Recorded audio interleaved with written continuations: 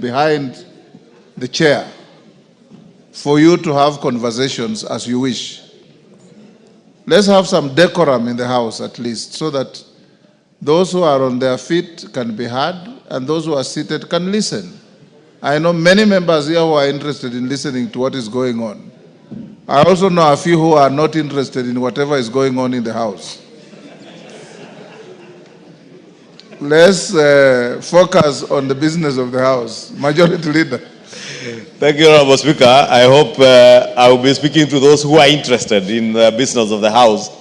And you know, Honorable Speaker, it's true what you said, because the business of this House is the business of the people who have given us the greatest honor above very many other people to come and represent them in the National Assembly. And the issues you hear the Honorable Omboko raise are indeed pertinent issues in line with Article 201 of our Constitution on the cardinal place public participation should play in all our legislative processes and even decisions in the executive. Therefore, Honorable Speaker, I want to agree with the Honorable Omboko. It is true the public participation process in the budget making process has been abused, grossly abused.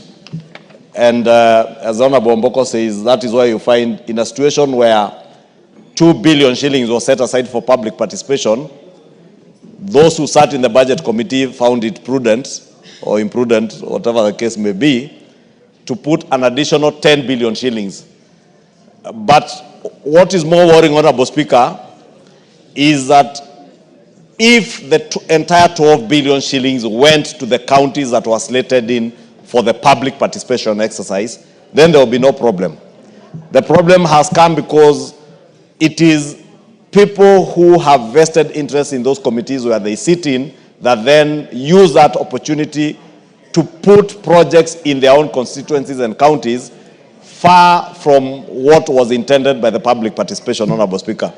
And I say this with immense respect to those who sit in the Budget and Appropriations Committee, because it is a committee that I have chaired before in this House. And the tradition that we had set right from the 11th Parliament, when the new Constitution came into being, is that money would be set aside for public participation, and over a period of 4 years, we would cover all counties in the country. And it is sad that some counties like Vihiga and the other 10 counties that were slated for benefit of these monies now lose out because of what is otherwise bad manners by ourselves, those who sat in the Budget and Appropriations Committee. And I say this, Speaker, because we have now reconstituted a new Budget and Appropriations Committee. Let me be on record, it will not be business as usual. This House will not sit back and allow members who sit in the Budget and Appropriations Committee to use the position they hold in that committee to appropriate money to only their constituencies at the expense of other Kenyans. Because all these 349 members come here to represent people. They come here to seek and lobby for resources to go back to their people. That is why the people of Vihiga are crying today. It is sad that you would find in a county that was to benefit from public participation, a national polytechnic in a county that was slated to benefit for public participation, getting a meager 10 million shillings, whereas in another county where a member in the Budget and Appropriations Committee sits in, a national polytechnic gets 250 million shillings. It is immoral, it is unethical, and very unprofessional of us who sit in those committees. And I say it will not be business as usual, because we have agreed as the House leadership, both in the majority and the minority party, that those who get the opportunity to sit in whichever committee you sit in that committee to ensure that there is equitable allocation and share of resources across the country. And we will make sure that that happens. I therefore wanted to urge the Honorable Omboko and the other members who are affected. I will engage with the National Treasury to ensure that those counties do not lose on account of the actions of the former Committee of Budget and Appropriations, so that within the next financial year, because they are now preparing the estimates for the next financial year, we factor in those counties that should have benefited this year and those that ought to benefit next year. But let this serve as a warning bell to the new committee. I know the committees are slated to hold their elections tomorrow. Whoever you elect in those committees, especially the Budget and Appropriations Committee, because it is one of the 18 committees whose mandate lapsed, and there are new members in that committee. An opportunity to serve in the Budget and Appropriations Committee of this House is not an opportunity to enrich yourself. It is not an opportunity to allocate resources to your constituency or your county or to those who you think are your friends above others. You must ensure, as members of that committee, there is equitable and fair distribution of resources, not just those in public participation. The reason why the Budget and Appropriations Committee has been elevated in our standing orders to be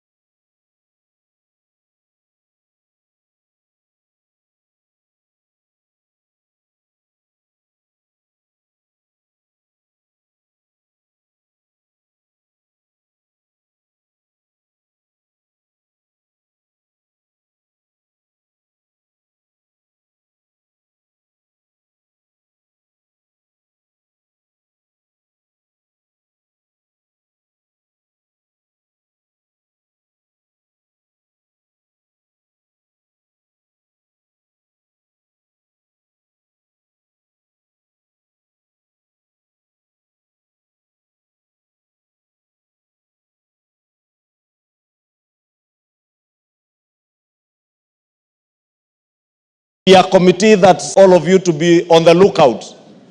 And we call out each other, because that is the only way we can be able to hold each other to account, for us to be able to hold those in the executive to account.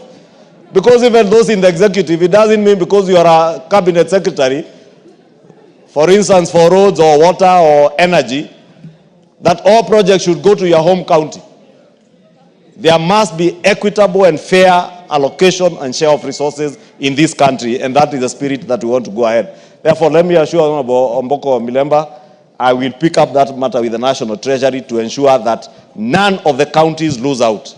But also to tell members of the Budget and Appropriations Committee, whichever leaders you elect when you go to elections tomorrow, I pray that you will do what is just, what is right, and what is accountable by your own standards and by our own standards as a House.